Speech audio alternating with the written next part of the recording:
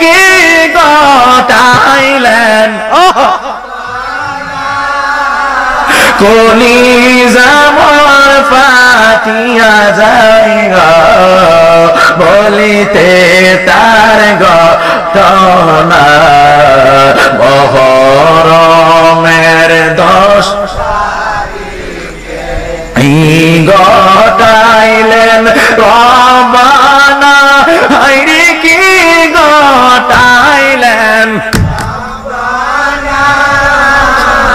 খুলি যাব ফাটিয়া যায়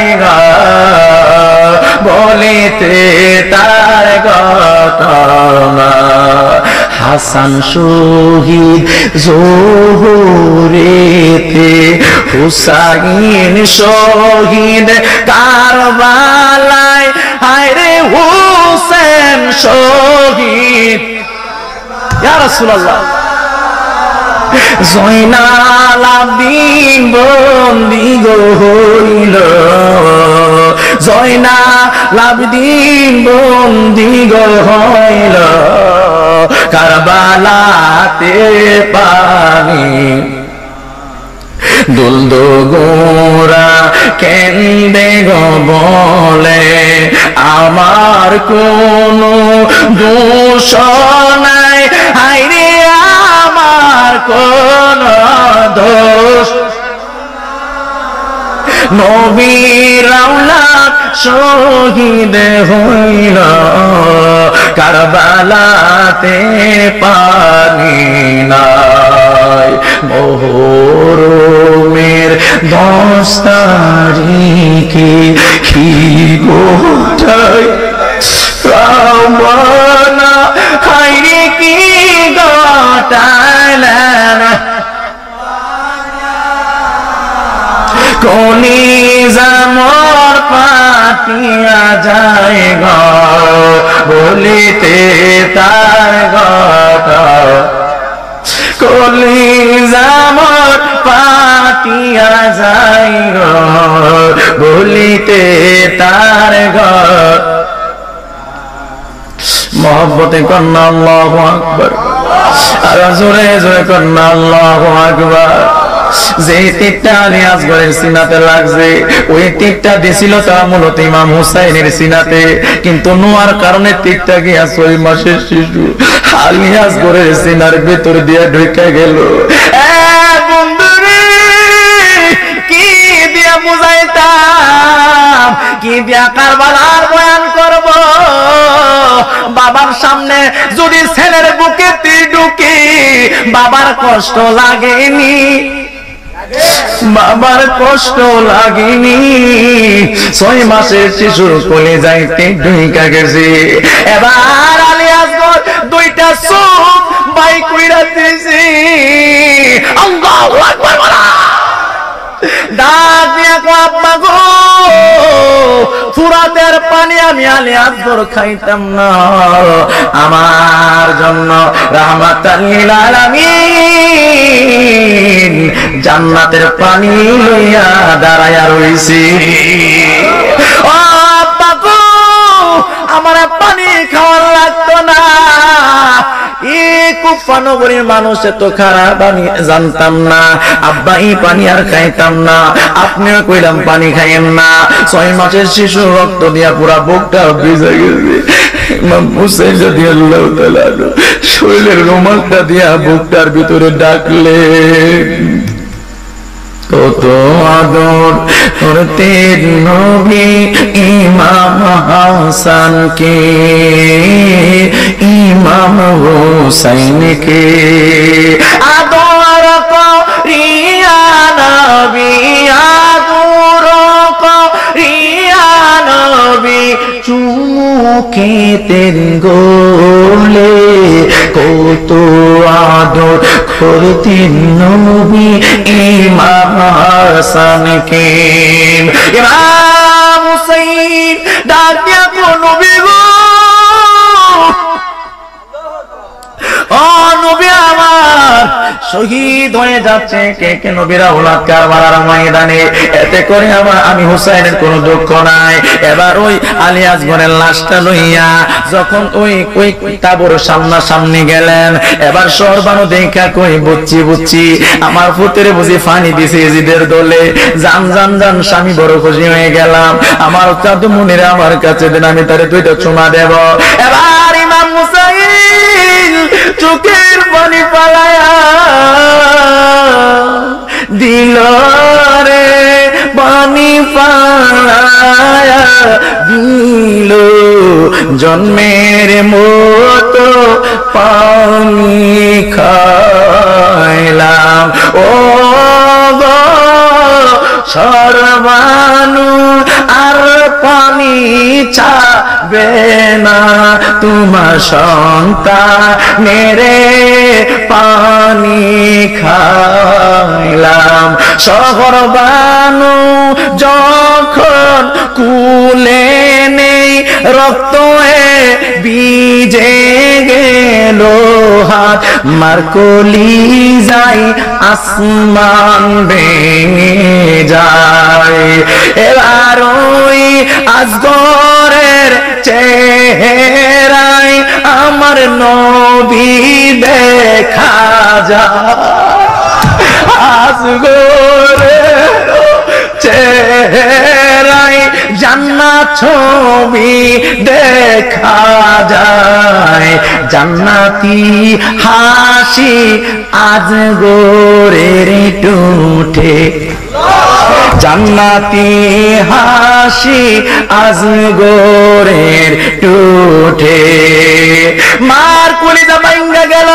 আলী আসগরের লাশ দেখা সরবানু আর মানতে পারলেন না। এবার সরবানু ডাক দেয়া কয়, হুসাইন আর আপনি একজন ইজিদকেও ছাড় দিবেন না, তাড়াতাড়ি চলে যান, একটা ইজিদের বাচ্চারও আপনি ছাড় দিবেন না। আলী আসগরের, আমার আলী আসগরের পানি দিছে না, আমি তাদেরকে বদদুয়া দিলাম, আমি তাদেরকে বদদুয়া দিলাম। যান যান যান যান। রাত্রটা গভীর হয়ে গেল, 10ই মুহররম শুক্রবারের রাত। এবার ইমাম হুসাইন ক্লান্ত হয়ে গেলেন, সহরবানু ক্লান্ত হয়ে গেলেন। এবার সহরবানু এবার ডেলান দিলেন, এভাবে একটু ডেলান দিলেন আর বলতেছেন, স্বামী হুসাইন আগামীকাল তো 10ই মুহররম, আপনার যুদ্ধের পালা, আপনি আমার উরাতে মাথাটা রাখা একটু রেস্ট করেন। স্বামী গো, আপনার আমি একটু মনটা খুলে দেখালো, এমন তো হতে পারে আজকের দেখাটাই, আজকের রাত্রটাই আমার জীবনের শেষ রাত্র আপনাকে খেদমত করার। চিল্লে বলেন না আল্লাহু আকবার।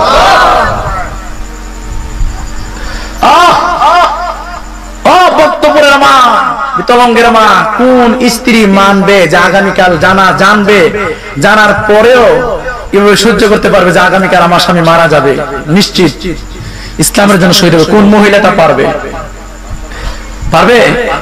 এবার সহরবানু ইমাম হুসাইনের চেহারা দিকে তাকায় রয়েছে, কপালের দিকে তাকা, টুটের দিকে তাকা, বারে বারে গলাটার দিকে তাকা, চেহারার দিকে তাকা, বারে বারে তাকাতে তাকাইতে ইমাম হুসাইনের ঘুমিয়ে গেছে। এই সাথে সহরবানু ওইভাবে হেলান দিয়া ঘুমিয়ে গেছে গা, স্ত্রীও ঘুমাই গেছে গা। 10ই মুহররম রাত, আগামীকাল 10ই মুহররম ইমাম হুসাইন শহীদ হবে, শুক্রবার দিন জুমার টাইমে শহীদ হবে।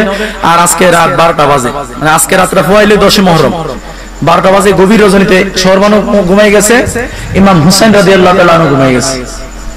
হঠাৎ করে ইমাম হুসাইন একটা চিল্লি মারলেন, নানা গো, নানা গো, নানা গো। চিল্লি যখন মারলেন, সহরবানু ফাল দিয়া উঠলেন, ফাল দিয়া বললেন, মা, মা গো, মা। একজন বললেন নানা গো, আরেকজন বললেন মা গো। দুইজনের ঘুম ভেঙে গেলেন। ধরেন রাত্র ফজরের 8 টাইম বা 3টা-4টা বাজে। এবার সহরবানু ডাক দিয়া কো, হে আমার স্বামী, আপনি নানা গোকে চিল্লি দিলেন কেন? কি হয়েছে? কারণ কি? কো সহরবানু গো, ও সহরবানু, রাতের বেলা যখন আমি ঘুমাইলাম, ঘুমের ঘরে আমি তাকায়া দেখলাম আমি তাকায় দেখলাম দেখলাম কারবালার ময়দানটা আমার নানা রাহমাতাল লিল আলামিন একটা বাঁকা লাঠি লইয়া আমার নানা জুব্বা পয়রা আমার নানা বাঁকা লাঠিটা লইয়া কারবালার ময়দানটা ঘুরতাছে ঘুরতাছে ঘুরতাছে ঘুরতাছে। আমি বললাম নানা ও নানা নানা গো আজকে কেন কারবালা? আমার নানা কয় হুসাইন যেখানে শহীদ হবে ওই জায়গাটা আমি রাহমাতুল লিল আলামিন বারে বারে বারে বারে ঘুরা ঘুরা দেখতাছি। ও নানা চিল্লি মারলেন, সঙ্গে সঙ্গে শহর বানুরে ডাক দেখো শহর বানু গো তুমি কি স্বপ্নটা দেখলা? শহর বানু ডাক দেখো হুসাইন গো আমি যেই মাত্র ঘুমাইলাম ঘুমের ভিতরে আমি তাকায়া দেখলাম কারবালার ময়দানে একটা মা জনম দুঃখিনী একটা মা যে মাওলাকে সে পাগল বেশে ওই মা কারবালার ময়দানটা ঝাড়ু দিতেছে মাথার চুল দিয়া। আমি বললাম কে কে কে কে কে গো কারবালার ময়দানে আপনাকে আমি চিনলাম না। এবার ওই মহিলাটা ডাক দিয়া বলেন ও সর্বানু গো আমি তো অন্য কেউ নয়, আমি হইলাম হুসাইনের মা, আমি হইলাম জগতের মা মা ফাতেমা। এ সর্বানু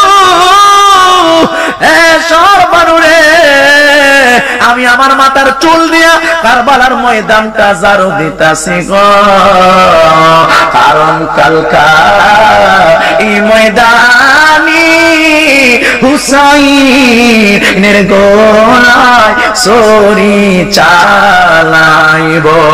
আমার হুসাইনের গলায় যখন ছুরি চালাইব আমার হুসাইন তো সাইটটা সাইটটি করব, আমার হুসাইন যখন সাইটটা সাইটটি করব আমার হুসাইন যদি পাথরের আঘাত দিয়া পিঠের মধ্যে লাগে আল্লাহু আকবার বলো তলোয়ারের আঘাত গলায় লাগবো এতে কইরা কষ্ট পায় না, পাথরের আঘাত লাগবো কষ্ট পায়। কারণ শরীর আঘাত তো আল্লাহর তরফ থেকে নবীর পক্ষ থেকে শরীর আঘাত, আর পাথরের আঘাত তো কোরআন হাদিসে নাই। এই জন্য আমি মাথার চুল দিয়ে আমার হুসাইন যেন কষ্ট না পায় সেটি করলে আমি মা মাথার চুল দিয়ে কারবালার ময়দানটা ঝাড়ু দিতেছি। কিছু বলবেন? আচ্ছা আচ্ছা আচ্ছা সমস্যা নেই, আসেন। এই মা ফাতেমার কথা মনে হয়ে গিয়া একটা গজল মনে হয়ে গেছে, কইতাম নি